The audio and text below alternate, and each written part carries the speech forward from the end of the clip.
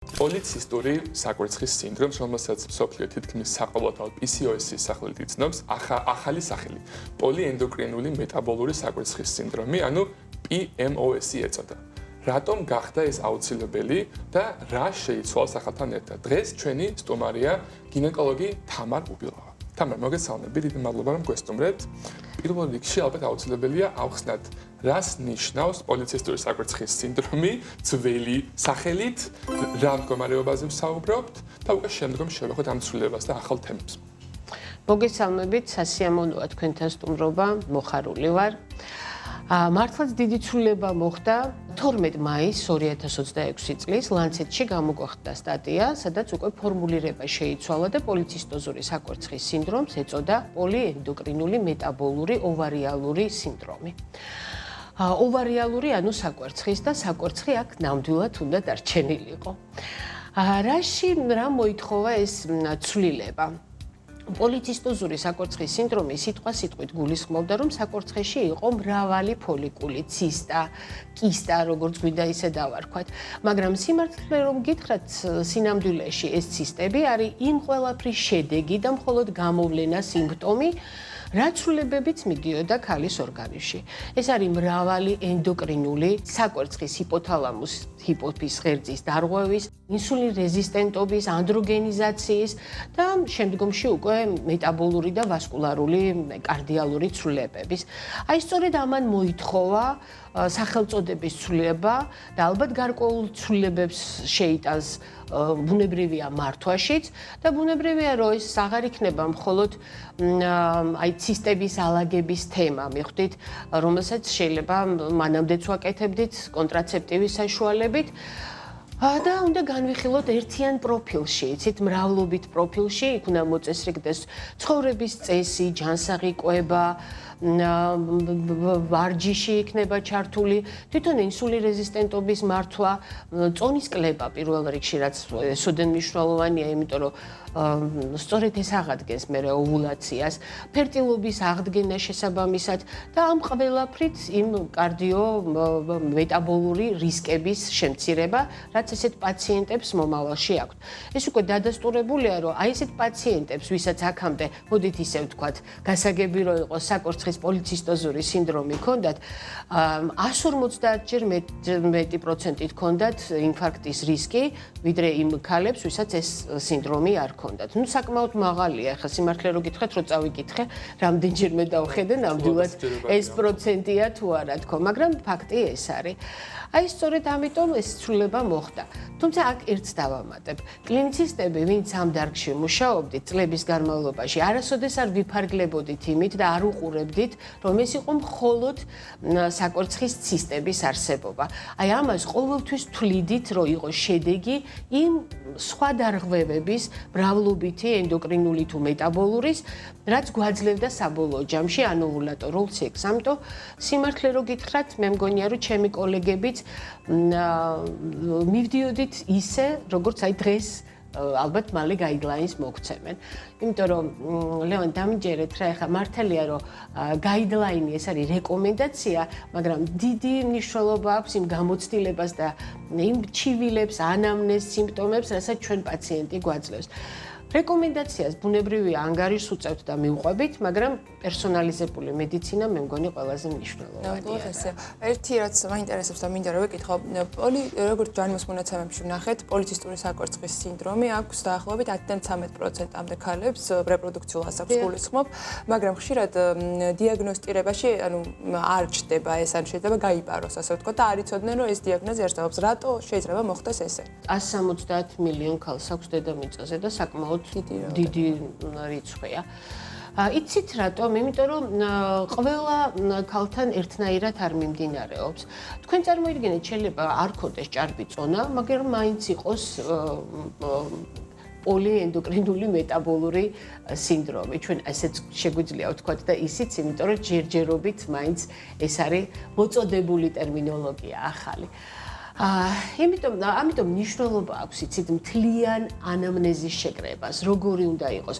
აი რას გვეუბნება ციკლთან დაკავშირებით, როგორია თუნდაც ოჯახური ანამნეზი, ქონიათ თუ არა მის ოჯახის წევრებს, მშობლებს, ბებია-ბაბუას შაქრიანი დიაბეტი ტიპი 2 მაგალითად. აი ბევრ რაღაცას აქვს ერთად მნიშვნელობა. ამიტომ ჩვენ თუ მხოლოდ იგივე ულტრავგელით მონაცემს უყურებთ და იქ არის პოლიცისტოზი და აქედან გამოვალთ, მაშინ ეს სხვა თემაა, მაგრამ თუ მთლიანად ანამნეზს შევკრიბავთ და კარგად მოусმენთ პაციენტს, ალბათ ამ დიაგნოზის დასმა თავის ჰიპერანდროგენიზაციასთან ერთად და ბევრ სხვა დარღვევასთან ერთად ხშირად არის აქ პროლაქტინის და ბევრი სხვა ფაქტორი არ უნდა იყოს ამ დიაგნოზის კლინიცისტებისთვის ყოველ შემთხვევაში არ არის. უბრალოდ პაციენტი შეიძლება ვერ ხვდებოდა, იცით და სხვა რაღაცით ხსნიდა თუნდაც ვირილიზაცია, ზედმეტს, აკნეს, წონასაც თქვენ წარმოიდგინეთ, ხო?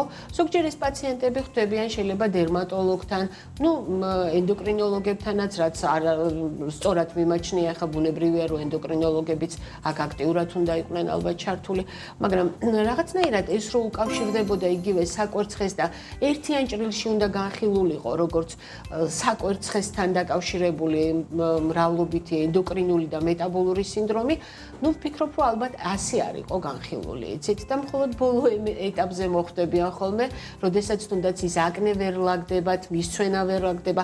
აი რაც არის ჰიპერანდროგენიის ნიშნები და მეტაბოლური დარღვევების, მხოლოდ მერე ხვდებიან გინეკოლოგ ენდოკრინოლოგთან. სწორედ ამ თემაზე მინდა კითხვა დავსვამ. რადგან ვამბობთ, რომ ბევრი ადამიანი დროულად არ მიმართავს გინეკოლოგს, ეს პრობლემები აწუხებს, როგორც არის არაბუნებრივ ადგილებში თმის, ჭარბი რაოდენობა, ხო, ეს არის ციკლის, თქვა არარეგულარული ციკლის არსებობა, ხომ არ არის საჭირო უფრო ადრეულ ეტაპზე სკლინინგის ფორმით, მაგალითად გვეგონებში მოხდეს შემოწმება ამ სინდრომის პოტენციური არსებობის. და როგორც ვახსენეთ, მას ბევრი გართულება შეიძლება უკვე შემდგომ მოყვეს თუ არ იქნება გამოვლენილი. საინტერესო კითხვაა თქვენ წარმოიდგინეთ, მაგრამ ცოტა რთული იქნება სკრინინგი და გეტყვით რა მნიშვნელობით. როდესაც პირველი მენარქი აქვს გოგონას, აი პირველი მენარქიდან გარკვეული პერიოდის განმავლობაში ეს იქნება წელიწად ნახევარი, 2 წელი სიმართლე რო გითხრათ, რეპროდუქციული სისტემის უმწიფრობაა, მარტივად რო ავხსნა. აქედან გამომდინარე ციკლი შეიძლება არ იყოს რეგულარული, მაგრამ ამაში საგანგაშოს ვერაფერს ვერ ვხედავთ. როგორც აი მენოპაუზის პერიოდში და პერიმენოპაუზაში, ასევე დესტაბილიზაციაა თუნდაც ჰიპოთალამუს, ჰიპოფიზ, საკვერცხის ღერძის და იქ მიდის უფრო გადაბერება. აქ არის უმწიფრობა, ამიტომ ეს ფიზიოლოგიური თემაა.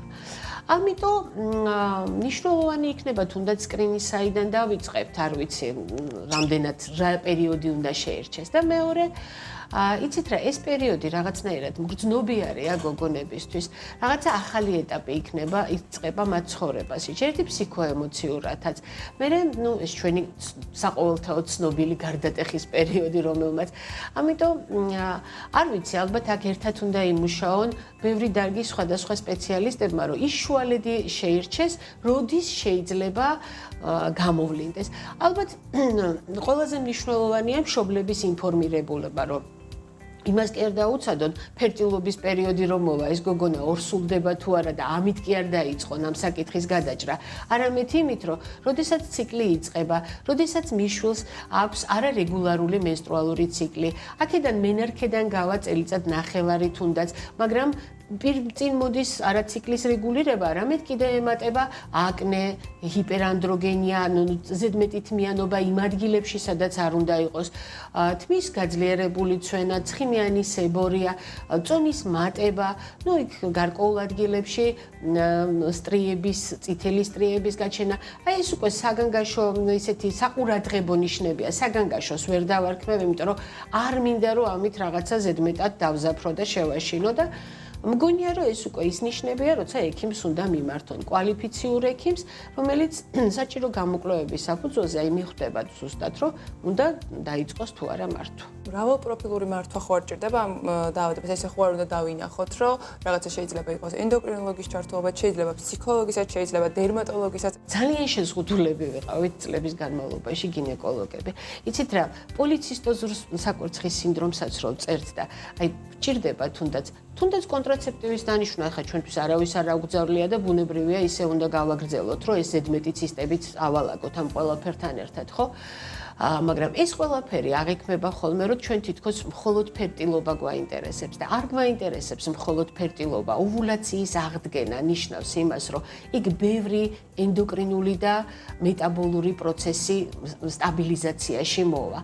ამიტომ მე მგონია, რომ პირიქით აი ამ ახალმა ტერმინმა ჩვენ რაღაცა უფრო მეტი საშუალება მოგვცა, აღარ შეგვზღუდა.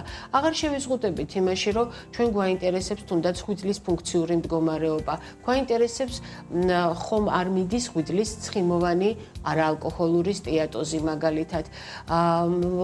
როგორია ლიპიდოგრამა, როგორია, იმიტომ რომ ცნობილია, რომ ამ დროს ლიპიდური სპექტრი იცვლება. ანუ ბევრი რაღაცა და ეს სიმართლე რო გითხრათ, გაგვიადვილებს იმაში, რომ სწორად შევარჩიოთ ყველა პრეპარატი, თუნდაც ანტიანდროგენული, თუნდაც თქვათ იგივე კონტრაცეპტივი, რომელიც გარკვეული პერიოდით მაინც გვჭირდება. აი ერთად ისე ვიმუშაოთ რაღაცნაირად ყველა ფაქტორის გათვალისწინებით, რომ ზუსტად მივიღოთ ოვულაცია და ეს იმას ნიშნავს, რომ მოწესრიგდეს ენდოკრინოლოგიაც და მეტაბოლოგიაც. გვჭირდება ენდოკრინოლოგების, დერმატოლოგების ჩართულობა, სხვა დარგის სპეციალისტებისაც ბუნებრივია, რომ მივესალმები ამ ყველაფერს და უფრო დაცულებიც ვიქნებით. და დღეს უკვე არაერთხელ შევეხეთ ჭარბიწონის პრობლემას და როგორც ვთქვით, ერთი მთავარი განაპირობებელი ამ დაავადების არის ინსულინ რეზისტენტობა. დღეს ბევრს ვსაუბრობთ ახალ მედიკამენტებზე, GLP-1 აგონისტებზე, რომელსაც ყავს ბევრი წარმომადგენელი, ძალიან ცნობილი, რომელიც გამოიყენება ჭარბი წონის სამართავად და ასევე ინსულინის რეზისტენტობის დროსაც, რომ ერთგვარად გავაუმჯობესოთ, თქვენ თუ მიესალმებით ამ მედიკამენტების გამოყენებას პოლიცისტური სინდრომის მართვის დროს. პირდაპირ ვიტყვი, რომ მივესალმები. GLP-1-ის აგონისტები არის შეუცვლელი პრეპარატები ამ დარგში, რომელიც წონის ნორმალიზებას ძალიან კარგად ახდენენ და თუ ამას ჩვენ მივაწოდებთ პაციენტსაც, რომ ეს დრო, სანამ ჩვენ ამ პრეპარატს ნიშნავთ, უნდა ჩამოაყალიბოს სწორი კვების პრინციპი. ნუ პანაცეა არც ერთი პრეპარატი არ არის, იცით, აქ არის ბევრი რაღაცა. ჩვევა უნდა ჩამოიყალიბოს, მგონია, რომ აი როცა მოხსნით, რომ არ დაბრუნდეს იგივე წონაში. არაჩვეულებრივად მუშაობს, იმიტომ რომ წონაში კლება ხდება, ინსულინ რეზისტენტობა სწორდება, ლიპიდურ ცვლაზეც გარკვეულწილად მოქმედებს და შესაბამისად ზუსტად იმ შედეგს ვიღებთ. საკვერცხეზე აღარ არის ეს ჩვენი პოლიცისტები, მრავლობითი ცისტური წარმონაქმნი, ოვულაცია აღდგენილი მოკლედ. ბოლო კითხვა, აუცილებლად უნდა გკითხოთ რეპროდუქციულ უნარებზე, ამ დაავადებას ახლავს ხშირად ორსულობის დადგომის, ასე ვთქვათ, შეფერხება, ესე ვიტყვი და არა პირობითად რაღაცნაირად გადაწევა და როგორ ხდება ასეთ დროს ამ სინდრომის მართვა და როგორ არის უზრუნველყოფილი ის, რომ მე ეს რეპროდუქციული უნარები აღდგეს? პირველ რიგში წონის კლება, ნუ ცხოვრების წესის შეცვლა, კვების შეცვლა და ამის მოწესრიგება. მეორე აუცილებელია ინსულინ რეზისტენტობის მართვა და აქ არა მარტო ფერტილობის პერიოდში, როცა ფერტილობის აღდგენა გვინდა, არამედ უკვე ლაპარაკია იმაზე, რომ ამ ჯგუფის პრეპარატები, აი მეტფორმინის ჯგუფი შეიძლება ორსულობის პერიოდში შენარჩუნებული იქნას, რადგან ამით თავიდან იწყოს აცილებული გესტაციური დიაბეტი, პრეეკლამსია და მთელი რიგი გართულებები. ანდროგენიზაციის მართვა, იმიტომ რომ ამ ყველაფერთან ერთად მნიშვნელოვანია თირკმელზე დაჯირკვლის ანდროგენებიც, ჰიპოთალამუს, ჰიპოფიზ საკვერცხის ღერძის აღდგენა, აი აქ თუ პროლაქტინიც მონაწილეობს, ნუ აქ კიდე ძალიან რთული სქემებია, რომელიც უბრალოდ ჩვენს მსმენელს დააღლის, იმიტომ რომ თურმე აღმოჩნდა, რომ ესე მარტივი არ არის და ბოლო პერიოდში მიდიან ძალიან მნიშვნელოვან ნეიროპეპტიდების აღმოჩენამდე, რომელიც უმნიშვნელოვანეს როლს ასრულებს საკვერცხის ფუნქციონირებაში. და შესაბამისად სწორდება მერე ესე იგი მეტაბოლური და კარდიალური ფაქტიურად მარკერია ეს ყველაფერი იმის, რომ ჯანმრთელობა იქნება შენარჩუნებული მეტაბოლური და კარდიალური მხრივ. და ფერტილობის აღდგება ინდუქციით, ოვულაციის ინდუქცია უნდა მოხდეს. აქ არის სპეციალური პრეპარატები, რომლის საშუალებითაც სტიმულაციას ვაკეთებთ საკვერცხის, შესაბამისად მერე ბოდის ოვულაცია უკვე და ის ჩვენთვის სასურველი ორსულობა დგება. მაგრამ ამ ყველაფერს აუცილებლად წონის კლება უნდა უსწრებდეს წინ. კი და ბოლო კითხვაც მინდა დავსვა. პოლიცისტური სინდრომი, ანუ ახალი სახელი PMOS-ი არის ქრონიკული მდგომარეობა და ხშირად როცა ქრონიკულ დაავადებაზე აი მწვავე და მნიშვნელოვან ცვლილებებს პაციენტები უმალვე არ აკეთებენ, იმიტომ რომ ეს დაავადება ესე უცბად არ ხდება და მწვავე არ არის. აუცილებელია თუ არა, რომ ამის აღმოჩენისთანავე ცხოვრების სტილი მოვარგოთ და მედიკამენტური მკურნალობა ადრევე დავიწყოთ. რაც უფრო ადრე დავიწყებთ, უფრო ადრე გვექნება შედეგი და სწორად გზას დავადგებით რა. მთავარი და მნიშვნელოვანი ეს არის. უღრესი მადლობა. ძალიან დიდი მადლობა. საინტერესო ცვლილება შევიდა ამ სახლში და იქნება ამას შეცვალოს დამოკიდებულება გინეკოლოგები როგორც ახსენეთ, უკვე დიდი ხანია იციან რომ ეს არის ენდოკრინული მდგომარეობა, მაგრამ სხვა სპეციალისტები შეიძლება ამას ისე არ აგიქვამენ და ამ სახელმა უფრო მათი ყურადღება გაუწევს ამ დაავადების მიმართ. დიდი მადლობა. მადლობა კიდევ.